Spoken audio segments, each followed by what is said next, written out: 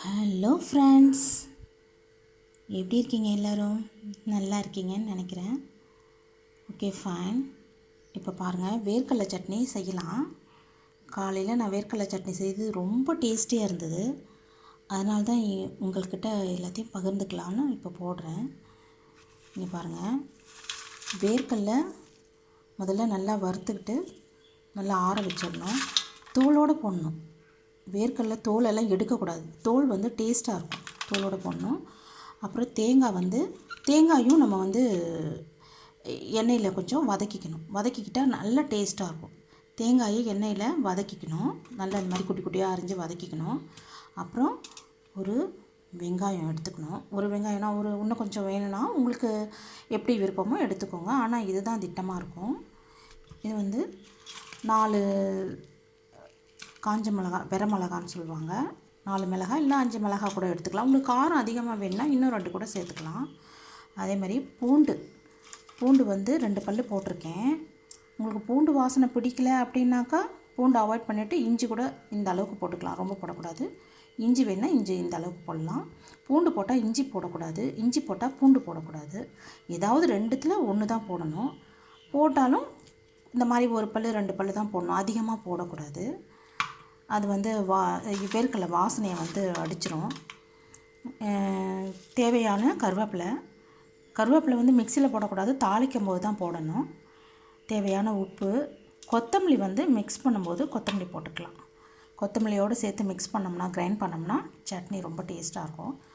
நம்ம முதல்ல ஃப்ரை பண்ணி வச்ச அந்த கோகோனட்டை குட்டி குட்டியாக அரிஞ்சு வச்சுருக்கோம் இல்லைங்களா, இதை வந்து முதல்ல வந்து மிக்ஸியில் வந்து துருவுனா மாதிரி முதல்ல போட்டுக்கணும் இதை. ஏன்னா எல்லாத்தையும் போட்ட பிறகு இதை போட்டோம்னா இது வந்து அங்கங்கே குட்டி குட்டியாக நின்று போயிடும், கிரைண்ட் பண்ணாது இது.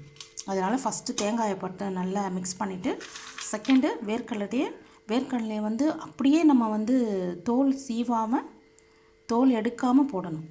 தோல் எடுக்காமல் அப்படியே போடணும்.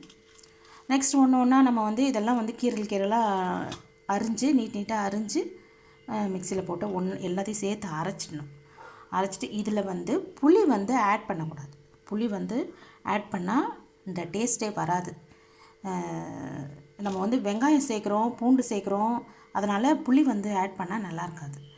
புளி ஆட் பண்ணுறதா இருந்தால் வெறும் வேர்க்கடலையும் புளி மிளகாய் போட்டு தான் நம்ம நார்மலாக அரைப்போம். இப்போ வந்து இதெல்லாம் சேர்க்கறதுனால புளியை ஆட் பண்ணக்கூடாது.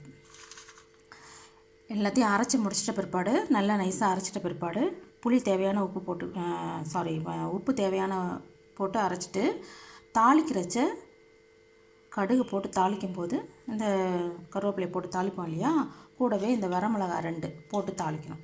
நம்ம அரைச்சிட்டா கூட 2 வரமிளகாய் தாளிக்கும் போது 2 வரமிளகாய் போட்டு தாளித்தோம்னா பார்க்க நல்ல ஃபைனாக இருக்கும், சாப்பிட்றதுக்கு ரொம்ப டேஸ்டியாக இருக்கும். ரொம்ப டேஸ்ட்டாக இருந்தது.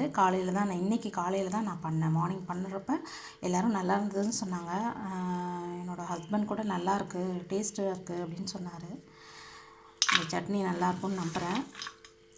செய்து பாருங்கள். செய்து பார்த்துட்டு எனக்கு கமெண்ட்ஸில் சொல்லுங்கள் ஃப்ரெண்ட்ஸ். உங்களுக்கு பிடிச்சிருந்தா நீங்கள் மறுபடியும் செஞ்சு பாருங்கள்.